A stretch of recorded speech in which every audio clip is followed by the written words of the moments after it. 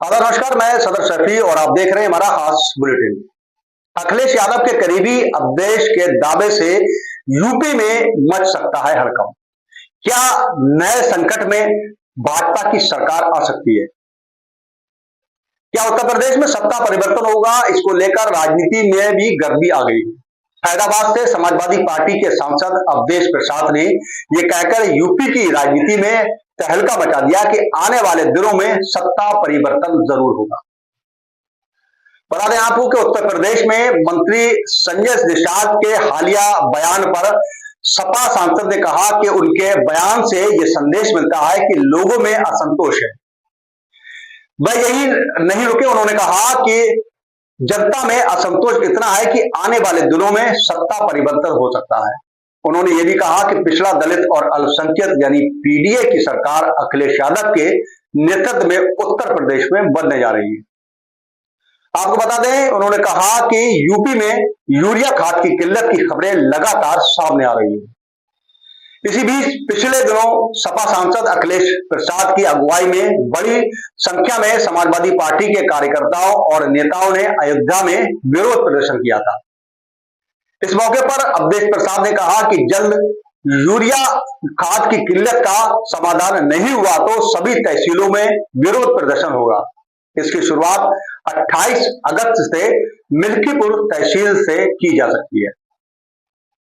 इसी बीच में संजय निषाद ने एक प्रेस कॉन्फ्रेंस में कहा कि अगर बीजेपी को लगता है कि निषाद पार्टी से कोई लाभ नहीं मिल रहा है तो वह भाजपा यानी भाजपा निषाद पार्टी से अपना गठबंधन तोड़ सकती है।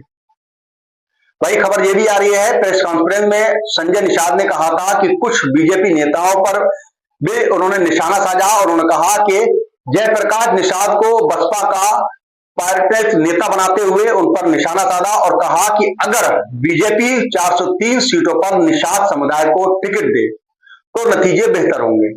उन्होंने ये भी कहा कि उनकी पार्टी अब टिकट मांगने की स्थिति में नहीं है, बल्कि खुद नेताओं को टिकट देने की स्थिति में है।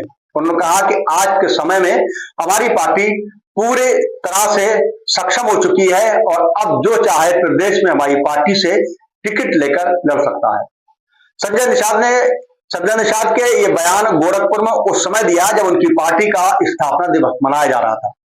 निषादों, केवटों, मल्लाओं और अन्य नदी तटीय समुदाय का प्रतिनिधित्व करने वाली निषाद पार्टी ने 2016 में अपनी स्थापना के बाद पूर्वांचल की राजनीति में अहम भूमिका निभाई है।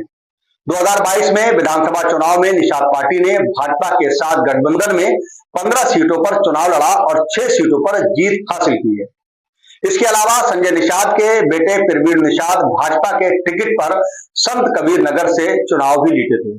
संजय निषाद के इस बयान पर विपक्षी दलों ने तीखी प्रतिक्रिया व्यक्त की। उन्होंने कहा कि समाजवादी पार्टी यानी सपा नेता अनुराग भदौरिया ने कहा कि 2027 के चुनाव के रुझान अब दिखने लगे हैं और सहयोगी दलों को भाजपा के साथ रहने में कोई फायदा नहीं दिख रहा है। वहीं कांग्रेस प्रवक्ता सुरेश राजपूत ने कहा कि सहयोगी दलों को बेचैनी सत्ता के कारण है। यह बयान भाजपा के लिए असहज स्थिति पैदा कर सकता है क्योंकि पूर्वांचल की कई सीटों पर निषाद समुदाय का समर्थन निर्णायक है जो अपनी निर्णायक भूमिका तय करता है। अब देखना यह होगा कि क्या भाजपा के सहयोगी दल भाजपा से अलग होते हैं या फिर सत्ता का परिवर्तन होता है।